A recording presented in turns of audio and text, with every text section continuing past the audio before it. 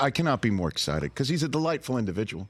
He's a delightful individual who loves his Miami sports, and we love him. And he's in Gutenberg, the musical, right now on Broadway. Good to see you, Josh Gad. How are you, so man? Good to see.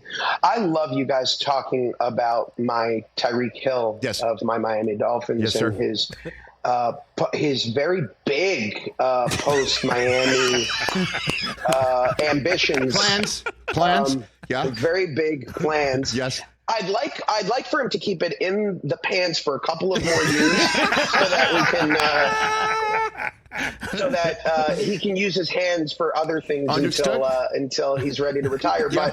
But I'm very excited for him. It really has changed the dynamic not only of Miami Dolphins sports, but like just Miami Dolphins, Florida fandom in general. Mm-hmm. It's been a long time since we've had, I would say since LeBron, since we've had somebody like this that just changes the dynamic. And now, obviously, with what's going on with Messi, it's just been a really remarkable time to be a fan of Miami sports. It has been that, to say the least. And Tyreek Hill, he just gets better each week. It's wild. It's wild. It's better each week. Raheem Mostert doesn't do anything but score touchdowns.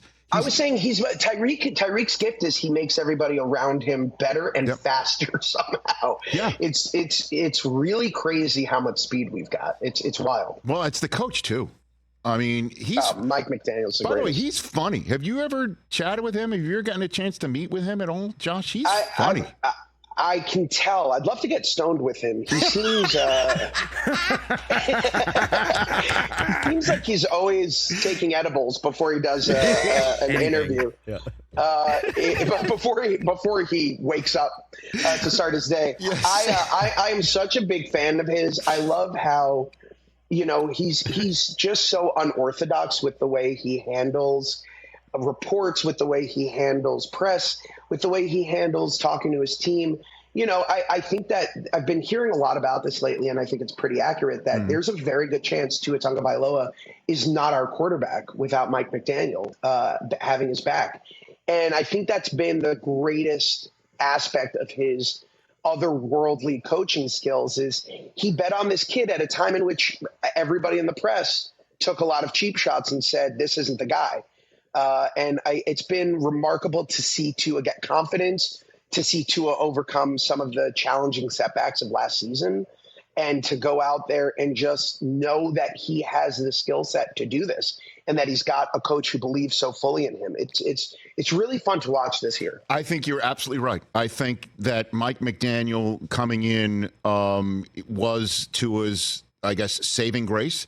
Obviously his talent and his heart has a lot to do with it as well.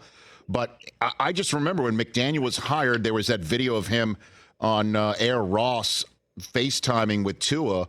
And even then, I think most everyone thought, I know we did here, that this is an act, right? This is just his way of avoiding the subject matter of the departure from Tua that was inevitable in Miami. And instead, no, he meant every word. And then Tyreek Hill comes and he's like, he's as good as Mahomes. And everyone's like, yeah, right.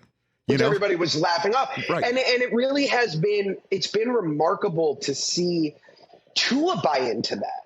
It's got to be so hard. As an actor, I've dealt with my fair share of criticism from reviewers, from fans. When you do a performance and you can't help but take some of that in.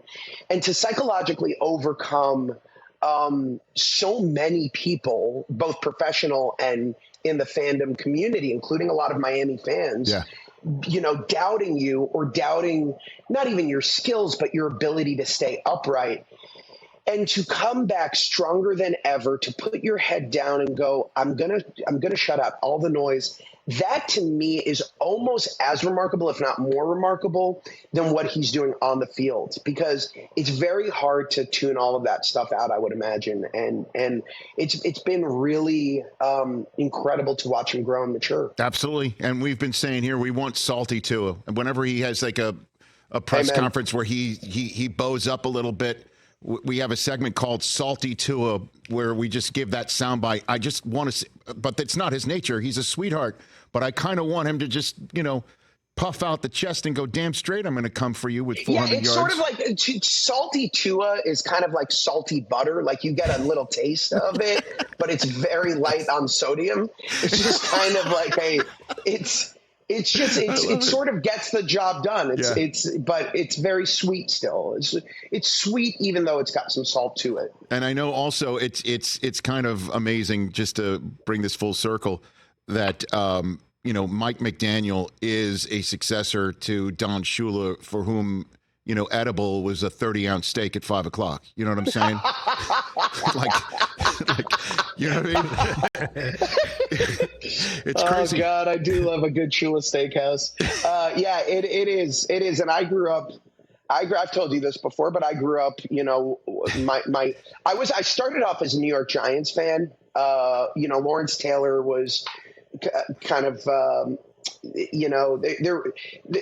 There was a period where my best friend was a Giants fan. And so I kind of came into football fandom watching that. And then there was that infamous Leon Lett Thanksgiving game when the Dolphins played. I think it was 93. And that was the game that made me fall in love with Miami Dolphins. And I've never looked back. And that was Shula kind of towards the end of his prime. But I got a couple of years in there where I just so fell in love with that team and that coach. And, after how many coaches have we had in the interim? Right. Everybody from Dave Wannstedt to Joe Philbin, to Joe Philbin. It's been kind of lonely and depressing. And to finally have somebody who comes and not only can do the job so handily, but seemingly loves to do the job. It's been remarkable, and it feels like we have a reason for hope, for a fan base that has had very little reason for hope in 30 plus years. And it's a wonderful notion. But that said, in the opposite spirit, I've noticed you drinking from a mug, Josh Gad, during this interview a couple times. Yeah. Are those the tears of Patriots fans that you're drinking up right now, Josh? Right now, are you drinking up the tears of Patriots fans? You know what's really nice is it's always good to have something to soothe your throat when you have been screaming for so much of your life that an organization has had way too much dominance over you and your fandom. Yes. I'm not going to lie. Yes. It hasn't been difficult to cheer against the evil hoodie and his lack of quarterback skills right now that he's employed there. It's been fun. I think we've had our asses handed to us for so long that we forgot what it means to actually not see the Patriots on top. But my heart does go out to all Patriot fans, kind of.